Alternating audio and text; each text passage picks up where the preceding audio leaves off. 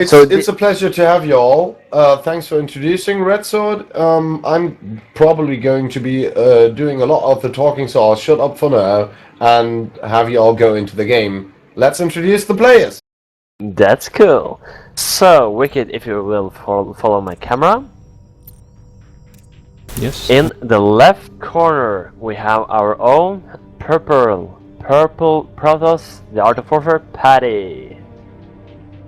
And in the upper corner right, we have our own, the Art of Warfare, Polaris, the Protoss man. So this will be a PvP match. So, Semtext and Nebose, what do you think about this match? What do you expect from this match? I think the games might be over pretty quickly. Nebose, your personal opinion? It will be over very quickly. Polaris is a one-base player, and I have no doubt that he's gonna proceed to continue down this path because he has been doing this. The entire tournament. So it's just a matter of what type of all-in is coming Paddy's way. Oh, so you see these two probes just missing each other very closely in the middle of the map. A lot of pings going down from all the concerned observers. So that will be me. We've got one pylon per each, and maybe there's even some cheese coming up. I don't really see it. I don't really see it because we've got a warp gate down here. We've got a warp gate down there on the other side. So no forges right there. Although you can see Paddy already going into a very defensive state by putting that warp gate, so it sort of walls off the left side of his economy, and then putting down oh wait, no, that's not. I thought it was a gas steal right here, but then this I don't understand. Why would Paddy put down the simulator not on the left side? Any Protoss player here who can elaborate on that? Well, I guess thing on the Protoss player, it does not have anything to do if you do it on the left side or the right side. If you are a Terran or a Zerg, you have to pick either sides to make a quick gas income. Yeah, but the thing is, if you're putting that gateway that defensively, that like putting it in there like a wall over there on Paddy's side. Now he's taking a quick second gas even. This looks like maybe a Stargate play to me, because look at it this way. You've got Paddy still actively scouting in Polaris' space, and Polaris just parked his probe over there in the corner. So yeah, we might be up for something. Cybernetic score finishing off for both players, but the warp gate is earlier for Polaris. He's got 3 warp gates down now, and yeah, this might be over quickly if Paddy decides to tech too much and to go without too many gateways in the first place. If you see on Paddy's side, he has full on gas already on the first time. There's the Stargate. There's the Stargate coming up for Paddy. Like I told you, 2 gases means a Stargate play these days, even in PvP. And you see that Polaris is moving in. Now there's a pylon coming in.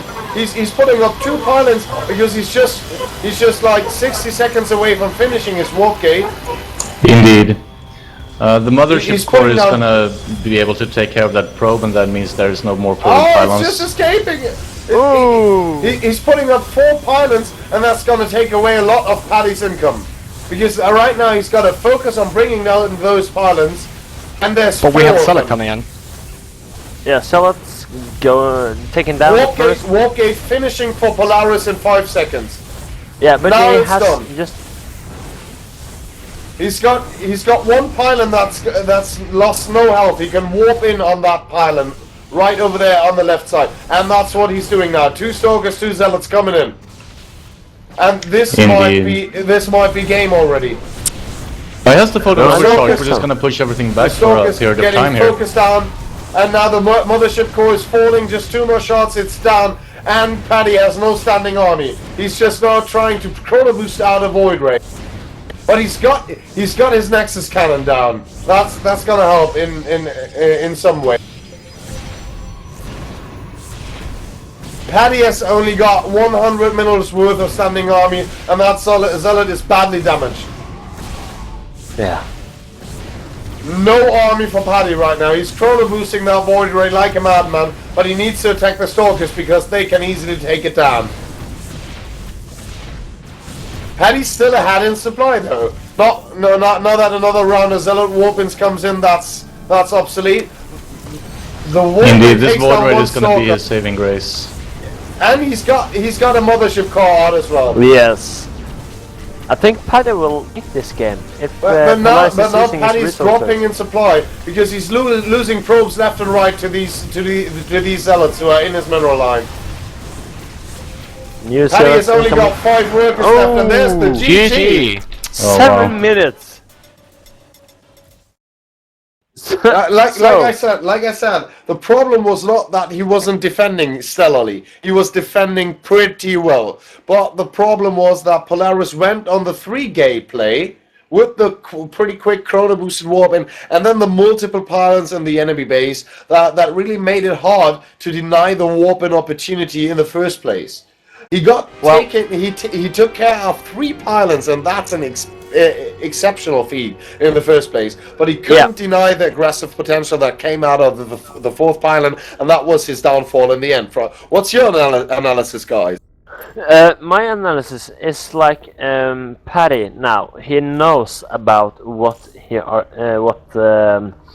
Polaris is going to do in the next game, and which is Polaris has done in every game. He's going to do that every single time.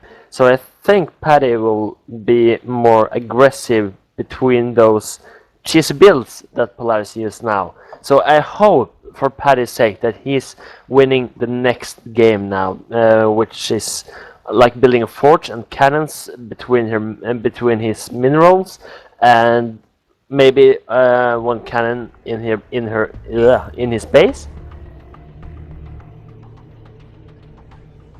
Indeed, I'm no Protoss player, but Paddy really has he has the timings for almost every cheesy Protoss build that Polaris can throw at him. So as long as he can identify which one is coming, he can prepare accordingly for just that specific one. Yes. So I think the next game will be in a Paddy's way, if he builds a forge first of the. If he builds a forge first before that gateway, he will manage to kick those pylons and what's it called again? The builders? The probes? Yeah, probes. Thank you. I'm a Protoss player and I cannot remember what the probes are mentioned. The small shiny alien guys. Yes, it is. So, Semtext, Nebose and Miinx, do you have a picnic basket that I can pick? Of course I do. You can always have my picnic basket. I can? Of course. Cool. But the thing I'm thinking is though... I really need mine though. Okay, what do you want in a picnic basket? I think that if Paddy had scouted that probe that was coming in the middle when they scouted around, he would actually have been notified of the scouting probe being in its base before those pylons will go up. Indeed. It's I gotta say, warping in that many pylons, it's actually a pretty slick move because it forces probes off the line. Indeed. And you really have to do that. You have to do that as ever race. Well, maybe not Zerg, but still not scouting that probe. That was crucial. Yeah, I mean, he would have had the opportunity to look for it with the mothership core, and he should probably have done that. But as soon as he had like 3 pylons down, it was already a very coin flippy game. So even if just 3 zealots had warped in at the last remaining pylon, let's say the probe gets killed before putting down the 4th pylon. You have 3 things with 3 pylons warping in. You're gonna kill 2 of them easily, especially with the planetary nexus. And then what happens is you get maybe Polaris gets one warp-in round. And that's still gonna be game because he's gonna be sending those 3 zealots inside the mineral line and kill 6 to 10 probes, according just like depending on how lucky he is, and that's already gonna make a huge difference if both people are on one base. I'm actually hoping to see a macro game from Polaris this time. It's not gonna happen. Well, I don't think it's gonna happen. The problem that we're having here is, as you can see right here in the loading screen, Polaris has a Gold League border around his profile picture, and Paddy has the Diamond League border around his profile picture. So Polaris is probably thinking, I need to pressure him if I want to win this. Because in a macro game, Paddy is probably going to have the advantage, and that's it from me for now.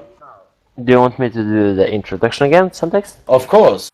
Yes. So welcome to the second match. First match is in case of Polaris. He won the game with some really good cheese. So in the right down corner we have our own the Art of Warfare, Paddy. And on the left corner side we have our own the Art of Warfare, Polaris, who won the first game with some really big cheese. So Semtext, what do you think about now? This is a very early scout. Wicked. As for camera concerns, I'm going to be following you, so you just go ahead and be the observer.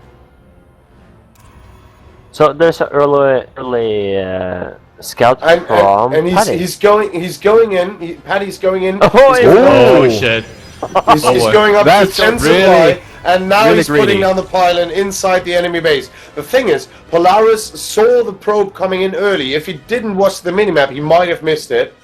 But and I think as it stands right now, that is the case. So there's the forge. No, it's a proxy gate. It's a goddamn proxy gate. Cool. Oh, cool. Yeah, he didn't see the probe.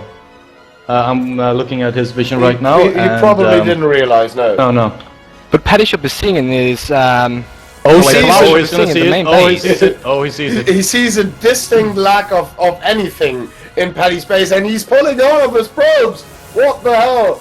Now, well, I guess you can't stop 2 warp gates going up with just probes, and the pylon is pretty good. Oh, the pylon is blocked. Oh, this is so Oh cool. my god, this is such a good placement. This is such a good placement by Paddy, and I've seen Paddy play on this map against a very good Zerg player, and he cheesed him out of his mind. So if you thought Polaris' cheese on the first map was good, now watch Paddy play on Steps or on Acrylon Wastes, as this map is called in English, because he's got all the positions locked down. But wait, Polaris might be in for some counter cannon rush cheese, as he's got 1 probe down here and he's got a forge up. Oh well, the forge is finishing right now, but never mind. Well, if he loses that probe, that's not gonna happen. But there's the zealot already coming in. But his problem is that Polaris' warp gate went up at the same time. Now he's got two zealots against 1, so he can already take that one down. He needs to go to the mineral line immediately. Yep. And start to focus on probes. Yeah, indeed, that's what he should do. And the problem is though, the cannons coming up right now. The cannons are coming up right now, and once they're up, Polaris is letting it slide right now. Oh my god, this is bad. Oh my god, this is so bad. Now he's got the cannon up, and it's really nice in the central location, but he forgot to make work. It's not going to cover the back of his base. He can just stand there. Oh my god, right. He can just deny mining like that, just putting them on hold position over there. He has 5 minerals. He can't do anything. Right. And he should just now get one of the zealots over there and just kill all of those probes. Polaris has no income right now, and there's 1 zealot even going over there, and Paddy is cleverly blocking his entrance. This is the best move ever. This is so slick. Blocking his entrance. Oh my god. Paddy could just go around and stand at the mineral line and deny mining. Deny mining. Of course, that's what he should do right now. Just hold position. Just go hold position right there. Oh no, but Polaris took down one of the pylons. Wicked, good observing right there. So Polaris is not paying attention to this. He could move the Zealot inside that base. Oh my god. But Paddy doesn't know what to do either. He's losing this warp gate, and he shouldn't be losing that warp gate. He could have just easily attacked the probes over there. And now he's just going for the jugular. He's taking, he's gonna take down that cannon in no time. And this might be it. This might be it. There we go. And that's Good the boy. GG. Paddy. It's 1-1. GG. It's 1-1. So we're going to the final game of this best of 3. Look out for what's going to be happening, because there's been 2 very short games, so you might be in for some excitement here at the TAW Swiss Tournament.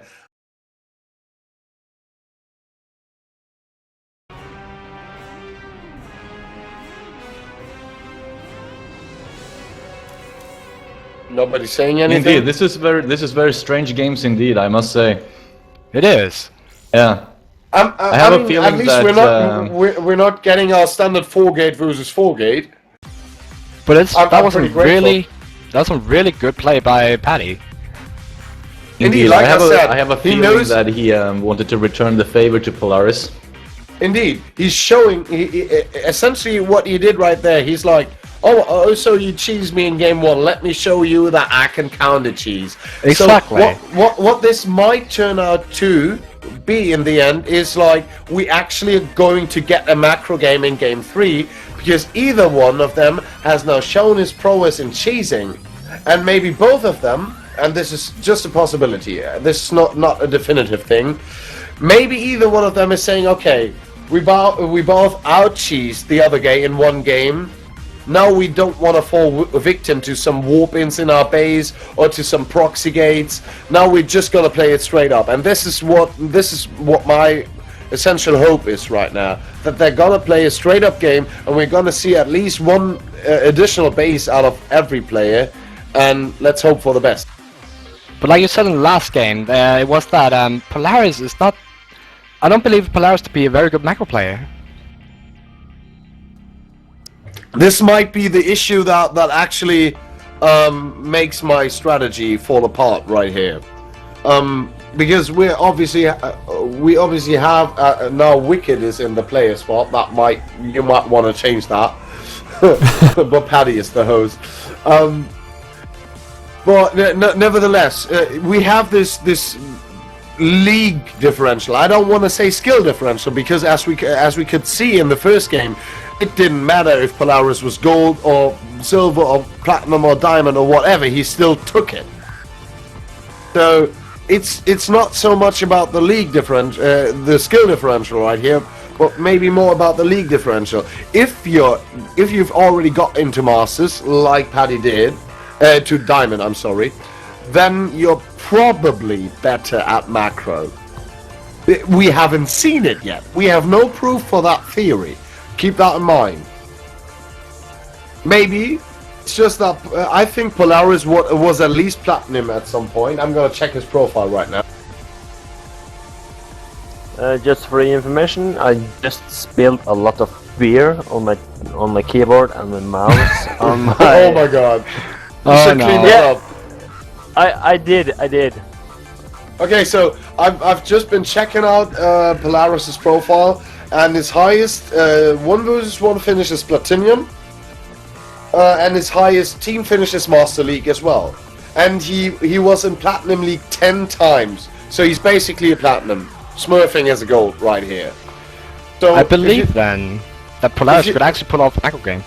Yeah, I think so too. I'm most certain of the fact that maybe he is not able to out macro a Diamond League player, not necessarily, but he can at least try to keep the pace up and try to roll with the punches.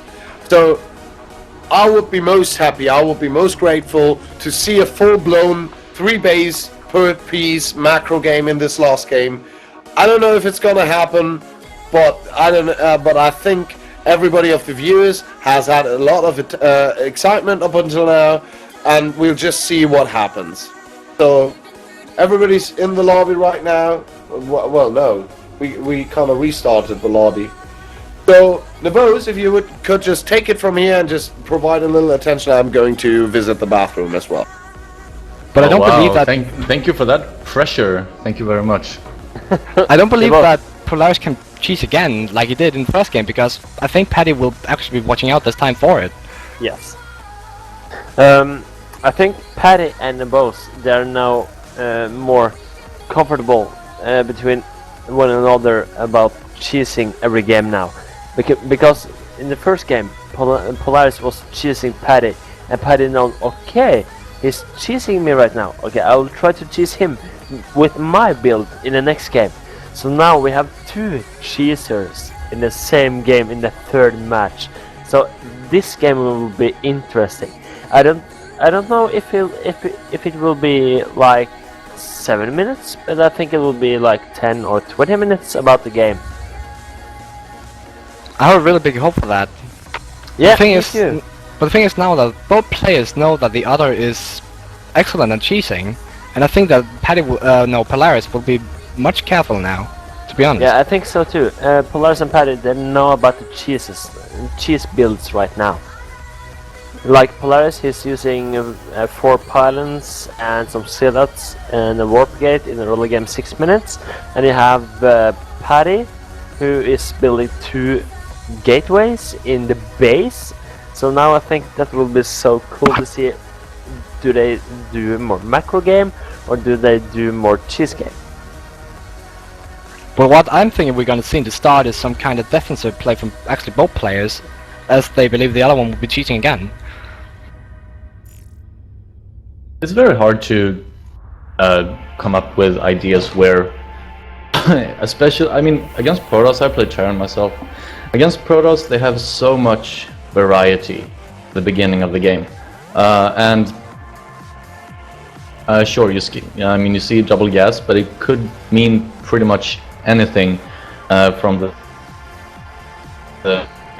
Blink Stalkers, Dark Templars, Stargate play. It could be pretty much anything. So it's really difficult to adapt to that play if you don't know exactly what's coming. That sounds very true. That's my 50 cents worth of Protoss analysis. Well, my worst matchup is Protoss. I don't know that much about it, and I have to learn more about them, so I don't have any 50 cents about them. Well, it's yeah, it's hard to identify what's coming at you, so you need to be really active with the scouting, pretty much at all times. I'm here. If you've been waiting for me. Welcome back. Yes. Welcome. We can start.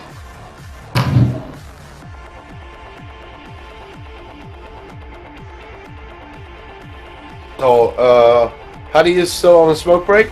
Yep, I believe he is. Okay, so I'm gonna roll myself a cigarette as well, and then we're gonna take off. This gives me, but this gives me the opportunity to actually make an announcement that I should have been doing way before. The winner and both of these people involved will get shiny tabs on their TAW.net profile, because they have just been approved by the high-ups, by division command and everything. We have now official medal-like things for the tournament winner and for the second place guy. So everybody on stream listening right now, this is just an incentive to get you not to rage quitting, but to try to win or get into the finals of these Swiss system tournaments. In the EU battalion, we have special ready-made tabs for the first and second place player of any tournament that we actually make in TAW. That is not limited to 1v1 tournaments. Those could be arcade tournaments or, I don't know, team tournaments as well. Because we can just like dole them out like there's no tomorrow right now. Once we've got them approved, that's one easy thing to do. To be honest, that's a record. We have now official 25 viewers watching the stream. So that's cool. Follow Xwick on his channel. And when you can see more of this tournament, Go onto his YouTube channel to see more, because he has some StarCraft 2 montage from earlier Swiss tournaments and other games, and you will see some introduction of the TAW website and everything. So and also because he's a goddamn awesome guy, just like Redsword. I'm awesome, you're awesome, everyone's awesome. Everyone participating in this is awesome. Nebose is awesome. Yes. Miinx is awesome, even though he's from Battlefield. Aww. Yeah, you know, I had to get that low blow in somewhere. I love you guys. You guys are like my family. I love you so much. It's like the best thing ever. Well, meet it's a real whole life family. friends. This is what we're aiming for. The most desirable emotion. That we're not here playing the game together as guys sitting in their rooms all alone and such. No, we're a gaming family. That's what we aim to be. That's the best thing you could have ever said right there, Nebose. Thank you. We're all in this together, and we're all a big family. I'm here from the Battlefield division, and I'm having my great time. This is another thing that I think hasn't been stressed enough across TAW. You know, we are a big organization. We have 2,300 and some members. We have 27 active games, but there's a lot of breeding in a lot of incest going on, as I want to call it, because every battalion or maybe every division just sticks to themselves mostly. And this is why I think it's great that you're here, Miinx. And I think cross-battalion or cross-divisional play should be promoted way more. And I have to say, sadly, I'm not doing it as much as I would like to do it. But since I just quit League of Legends, that's one less game I can play cross-divisionally. But never mind, there's gonna be some other things. Dirty Bomb coming up, Gonza Icarus in Vanguard right now in the Horizon division. There's tons of games to play, and there's some game for everyone. I'm pretty certain about that.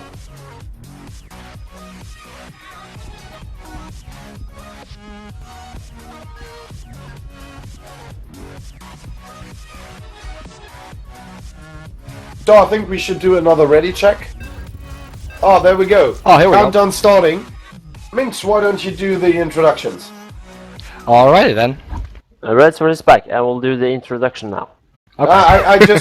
I just called out Miinx to do it because he hasn't been talking all Okay, too much. Miinx, you do the introduction now. This is the thing, because I'm kind of new to this, but yeah, welcome to the third and the final round of this tournament. And I'm new to this. No fair. Just roll with the punches. Just say whatever you think is appropriate. Alright. So basically, in the top right, in the top left corner, we have Paddy, our own little Paddy, who won the last game by counter cheesing. And in the bottom right, we have Polaris, the all-time cheeser through this. You keep the horses, okay? The all-time cheeser through this whole tournament. I'm hoping to see a macro game this time around, but how about you guys? Nebose, what about you? I really want to see something that will go past 12 minutes of the game, to be honest, because it's... the two previous games, it's mostly about who can defend the other guy's attack. And I don't know, I'm not too fond of all-ins. Yeah, it's a lot of excitement when it happens, and we casters generally go ballistic when it happens. But then again, doesn't everybody of us want to see like a drawn-out game that that switches advantages, and then in the end you don't really know what's gonna happen. This is what I'm looking for if I'm watching StarCraft. Indeed, I am. I want to see a big fight blowing up between these two players. Do continue. Nobody's cutting you down. But the thing is, however, I'm not really fond of both of them scouting this early. And Polaris trying to cut the gas from Paddy. I honestly don't know what Paddy cancelled his first gas thing. And then we have the Tony from Paddy. That was Polaris. Polaris tried to steal both gas geysers. Oh, okay, yeah. So the cancel was from Polaris. Okay. That would actually be a pretty cool play. You save up enough money, you skip the gateway, and you go over and you steal both gas geysers, and then you make your own gateway. Yeah. What to do then? You can't make a mothership core, you can't get warp gates. What are you gonna do? You will make void race. Without gas? No, no gas. Just void race. Oh, okay. But Yeah, from It what I'm makes a lot seeing, of sense. from what I'm It's seeing a right now, Redsword way. from what I'm seeing right now is that we're actually going to macro play. I'm not seeing any cheese for both players. No. Looks, It's a decent play between the both of the players, since both of them are building warp gates and researching the warp gate assembly. So I think this will be more a macro game since last time, or the last two games. Well, the map does encourage it, to be honest. The positions are so far away that you can't really go ahead and walk your probe all across the map without getting spotted.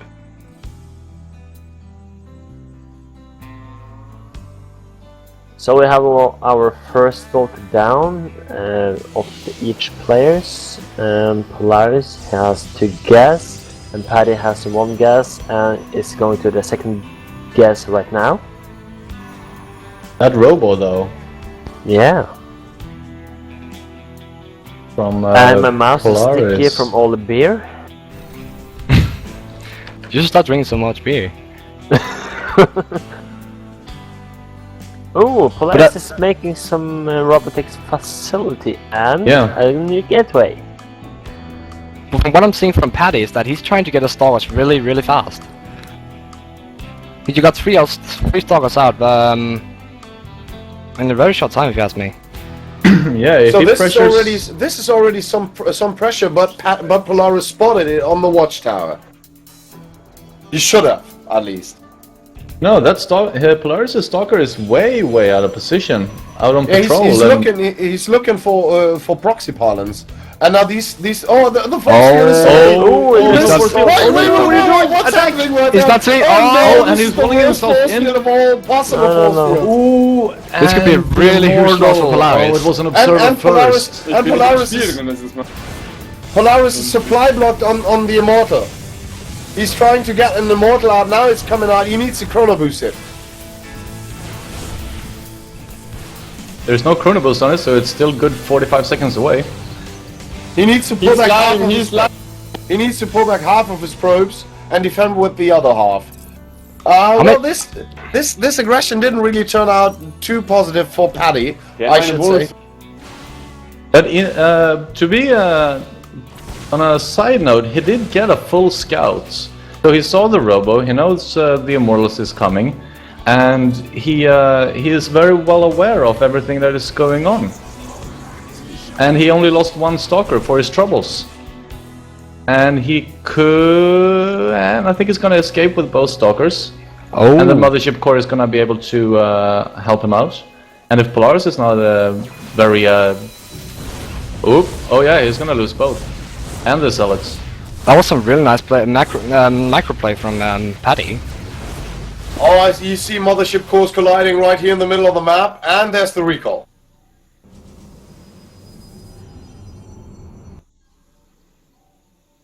One person coming in from Polaris actually. Oh, Yeah, I think he's gonna drop the Immortal. He has the robo up, so why not use it to... The big difference right here is Paddy is pulling ahead in supply.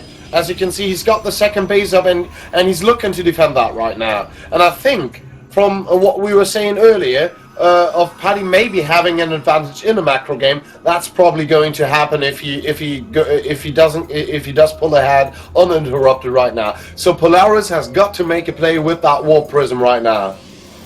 And he's getting supply blocked again, and he's not got a pylon in production. So this might turn out to be a problem. It's looking very bad for Polaris at the moment with the also the unit count.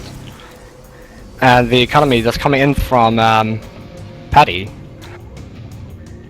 It's one thing that Polaris, one mistake that I feel that he did. He did not load up the Immortal to, which he could do, into his Warp Prism and bring that along, because that provides so much extra firepower against Stalkers, and he could just do pretty much anything. He should already have been spotted, so I don't know why he's moving out again. Ah, he's gonna load up the Warp Prism with some warp ins. Okay, I can see that.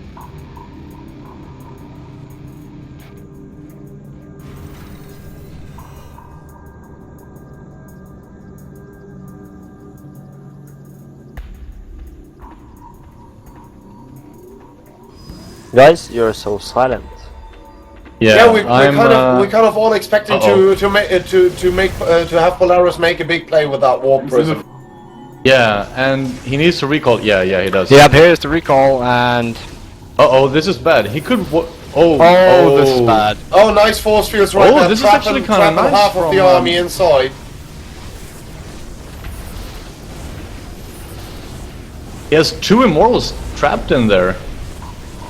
And he's going on to perpetually do it, and the Immortals of Paddy are still full health, so I think that's going to make a huge difference.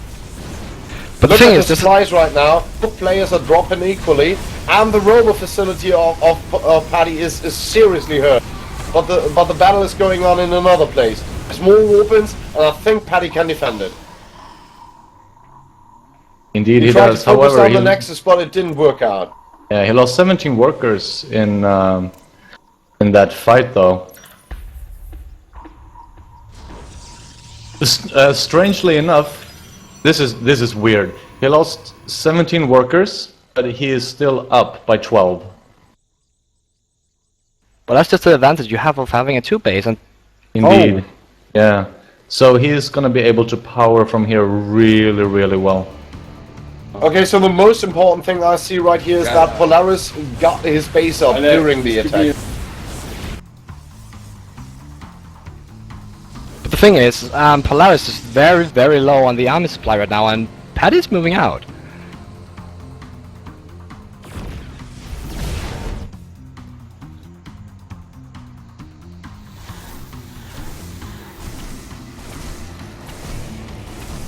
I think he's focusing the wrong building right there. He should try and take down the robotics.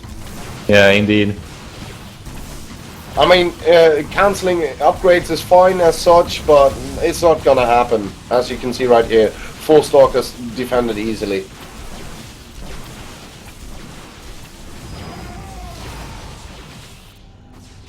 Is he gonna get that Warp Prism? Oh, Warp Prism get us away. Or, no! Oh, 4 hit points! Oh, that was so close.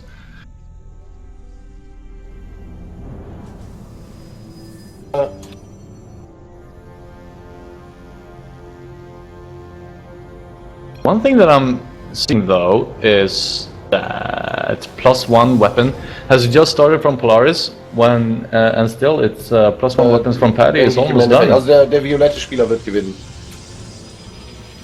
Redsword break. Now we got ourselves a new tatsächlich TAW nicht member. innerhalb der nächsten 2 Minuten entschieden sein, das kann ich euch sagen. Hmm? You did say. Ja,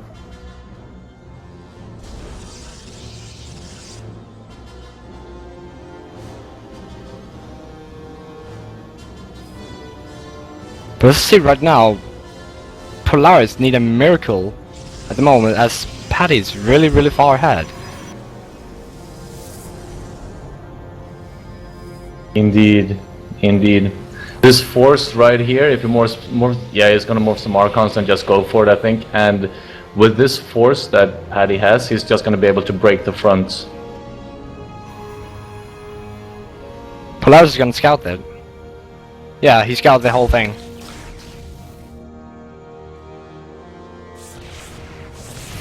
Okay, er kommt ein bisschen falsch rein. Seine Armee ist...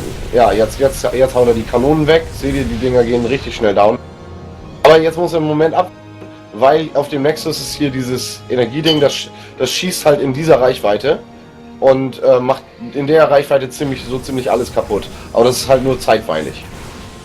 Oh, I just realized I've been speaking on the stream in German. I'm sorry. I'm just explaining to my flatmates what's going on. Oh, okay. Yeah, I was somewhat confused here. One thing that I don't understand is why Paddy is backing off, because he could just power through this. He should totally. He's taking a third base, and he should be doling on. Oh wait, he spotted the pylon over there. The warp prism, again. Oh wow. I mean, what he can do just now is warp in 2 stalkers in his base and be home free, because he's gonna be shooting that thing down in 3 attacks, and that's what's going to happen right now. Ah, clever positioning. And now Paddy is again moving out across the map.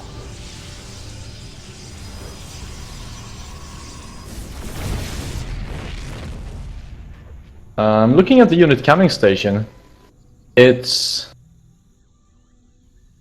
I think... Yeah, in a straight-on fight, Paddy is gonna just demolish. Oh no, the pretty warp much prism everything. gets in, and the stalker is just AFK right here.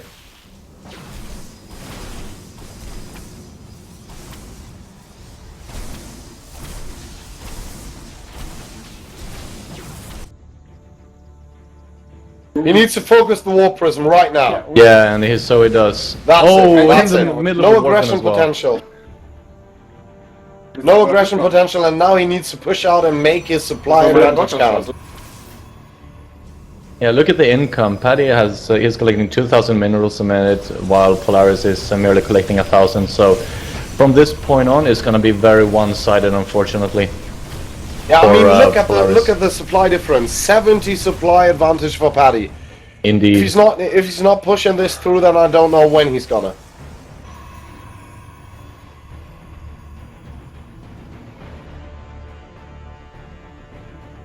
Yeah, I think he's just gonna go from this point on.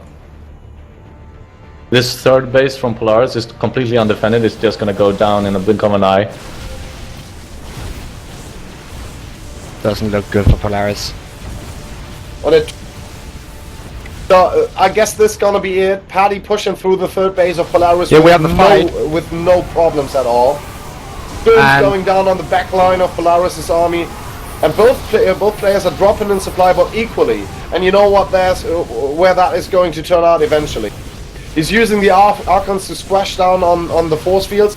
There's some Dark Templars coming in from some High Templars coming in from Paddy, just getting wasted, but he doesn't care at all. It's 160 supply to 52 supply, and Paddy's gonna take this for sure. Indeed. This is one play game for by Paddy. A few slip-ups. GG. With the Warp Prism, and the GG is called. Indeed, That's well played by Paddy. folks.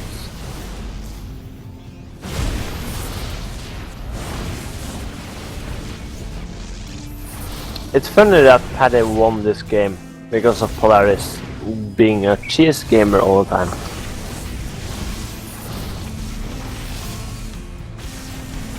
But however, I do think that Polaris did a nice game in the start. But why doesn't he leave? Oh, there we go. And that's it. He takes the win for 2-1 and for the first tab awarded tournament of TAW this season. We have to go. And also I have to go, as I'm being reminded. So, guys, take it away. Now. I'm gonna go drink at the Hamburg St. Pauli Reeperbahn. Have a good one. I'm out. Semtext checking out. See you guys. Take care, buddy. Bye-bye. see ya. User left your channel. Indeed. Wow, that was User disconnected from your channel. a quick exit. That was a really quick exit. Where did Redsword go? Is he gone as well? Is everybody Yeah, gone? he just went away. Well, probably. Well, he jumped up to our main channel. Anyways, I must say that I was quite delighted to actually see the third game, the way it unfolded. I agree on that one, but the thing I would like to see from Polaris is that he held back too much. Yeah, I don't know much about Protoss, but what I believe is he held back too much. He didn't scout the third base coming up from Paddy, if I believe. And Yeah. he mostly just went for one base in the start where Paddy got so much ahead. on a 2 base, and even at 3rd base later on, that he just overwhelmed in economy. Yeah, once that third got well, actually, once he were able to establish his natural, it felt like it was pretty much game over, because Paddy is. I'm gonna say it. People might hate me, but I'm gonna say it anyways. I think that Paddy is 1 or 2 levels above Polaris when it comes to macro-oriented game, which he showed here as well. I agree on that one. From what we have seen from the tournament so far is that Polaris has cheated every game, and I've never seen a macro game from Polaris before. I was happy to see it in this game. Yeah, indeed. It's yeah, I like it. It's good. Making progress. I have no idea what we're gonna do now, actually. Neither do I. But what I believe Polaris should be doing is practice a little bit on his macro, as I don't see cheesing all the time will actually lead to something good. No, it doesn't. This is my opinion. Well, actually, I've seen grandmasters that do nothing but cannon rushes, and they're very, very good at it. So it is doable to cheese and all in your way, all the way up to Diamond and Masters. However, it's not going to give you any more insight in the game what's actually going on. Exactly, and I believe that you will never be a great player if you don't try something new. Yeah, it's like, yeah, I think, I mean, cheese, it's the cheese and all in, it's a very good tool to learn how to micro and use all your units to its best ability. Like Blink Stalker all in, for instance. You practice yourself to be more precise with Blink, and so on and so on. However, I would really like to see players incorporate that more into a long-term macro game. I agree on that one. I would believe that it would be much more efficient if you took the different, let's say, skills you have, for example, when you said about the Blink Stalkers, and put them all together in a macro game and get practice on the macro, and you will be a very efficient player, I believe, that will go straight up to Masters. Indeed. That unit control skill that you gain from doing that types of play, if you can evolve your macro as well, you're going to be a very strong player indeed. A good, strong, solid player who is not relying purely on specific build that is good against a specific opener or a specific race or something. But then again, that's just my platinum thoughts. Well, I totally agree on that one. I believe your opinion is much higher than mine, that my top was gold and that was just once.